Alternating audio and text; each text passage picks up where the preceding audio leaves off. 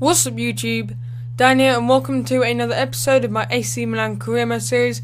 So beginning today's episode with a game up against Livorno, and I think they're a newly promoted team. I don't remember playing them last season, but this season has been a really good season, and as you can see there, we are currently on 84 points and we are currently a couple of points ahead of Juventus, who are currently on 77 points, and Napoli on 74 points. So it looks likely that we're going to win the league this year. And compared to last season, we did have a bit of a poor season. Juventus did actually win the league with 95 points. Still don't think we'll reach that landmark. But next was Inter Milan with 85 points, and then we were on 75. So really poor season. 75 points isn't good enough, and I expect at least 80 points. And we have had a really good season. But one of the things that's really won us the league is that Juventus, Inter Milan haven't had the best of seasons. You would have expected Inter Milan or Juventus to get at least about 85 points, but they're only on the 80s, low 70s, 80s, that kind of range. So I thought they would get a lot more than that, but they clearly haven't had the season they did last year. So hoping to go in more form next year, but we have had a really good season. And Gabbiadini, one of my favourite signings I've made, and you're going to see he comes good in the next couple of episodes. And as you've seen in the last couple of episodes, he hasn't been like the shining player. Really hasn't been as good as players like Ozil or Royce, who had signed at the end of last season. So he hasn't been as good as them, but he's still been really good, and you're going to see he improves. Because remember, when I bought him, he was only 77 rated. He's already an 80, so he's growing really quick and goes to potential around 85, 86. Hopefully he'll still be in the first team next year with the plans I have for the team. Because obviously I want a new striker. The likes of Neymar, Jovetic, Pato, probably on the agenda. So we actually won that game 2-1 and 1-0, and Gabbiadini getting the early goal of the game. So I decided to play a really weak team in that game, as you can see from the team. Carmona, Ozil, Boateng, Gabbiadini, no Royce, no El Shaarawy, so it wasn't the best of teams. No Kovacic either. So yeah, as you see there, AC Milan secures Serie A title with 87 points, and there's still room for improvement, and we could get to around 93 points, I think it is. Juventus only on 78 points and Napoli on 74 points, so we've definitely won the league.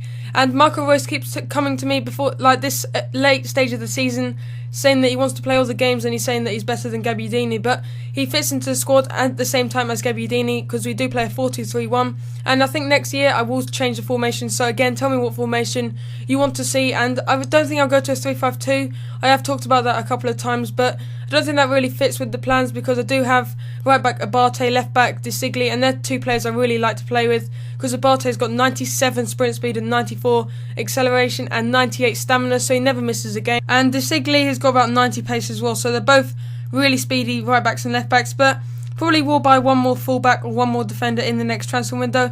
So we get a comfortable win up against Sassuolo, and they were recently promoted. So I won that game 5-0. I decided to sim both the games I played against them this season, away and at home. So a really simple win there, 5-0. So I get a message from Abbiati saying that it's going to be his last season at the club, and he wants to play the last game, and I was fine with that, really. And as you can see there, he's at the top there, number 32, Abbiati. And to be fair to him, Lloris has played most of the season, or all of the season really. Abbiati's only had around 1 to 2 games, so should have used him a bit more, because he's only rated about 80, I think about 75 maybe.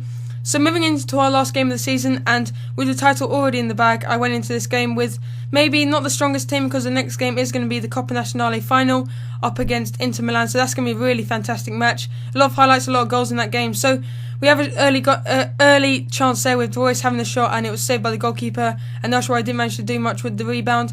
And moving on a bit further now, El Shaarawy passing it to Gabbiadini, Royce going past the defender now and having a shot, and a really nice shot there in the making, and then a fantastic save by the goalkeeper. I think it's Gillette from, I think it's Belgium or someone. But talking of the player awards quickly, I think it was episode 15, my season 1 player awards, and you can go back and look at the player awards, and I'm going to do basically the same for Season 2, but this time I'm going to let you guys vote, so I probably will set up another voting poll like I did for my Southampton career mode. But by the way, I don't know if I'm going to continue that, because I'm definitely going to do that, or another career mode after this AC Milan, so I don't know what I'm going to do with the next career mode, and I'm hopefully going to do an Ultimate Team series. So moving on to talking about the voting and what I'm going to be doing for this season's player awards, and as this will probably be my second to last season, I will probably do another season where I try to win everything.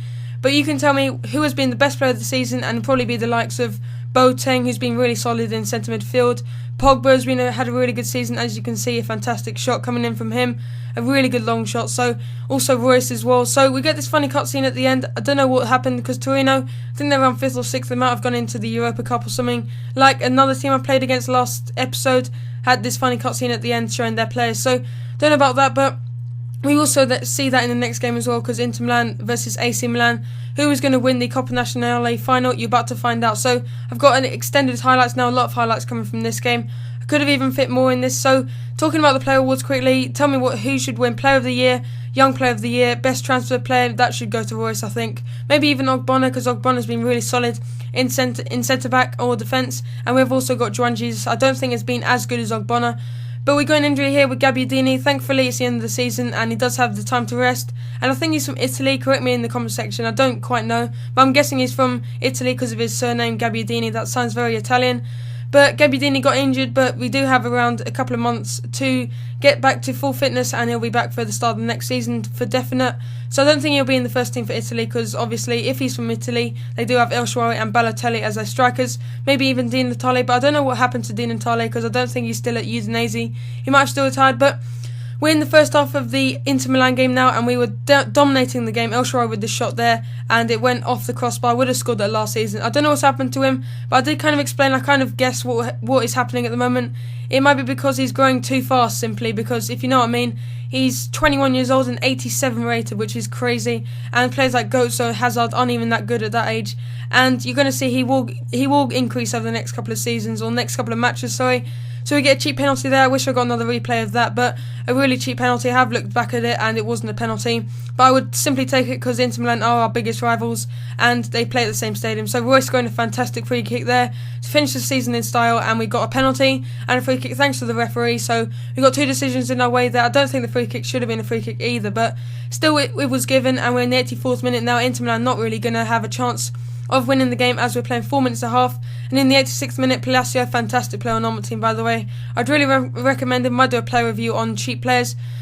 But that is the end of the AC Milan series. We won the Coppa Nazionale, a really good way to end the season. So that's about it for this episode. Next episode will be the World Cup, and then the episode after that, or maybe 2 episodes in front of that, but we will start this season 3 of our AC Milan journey. So thanks for watching and cue the music. It's like gold dust, you hear me coming through your speaker.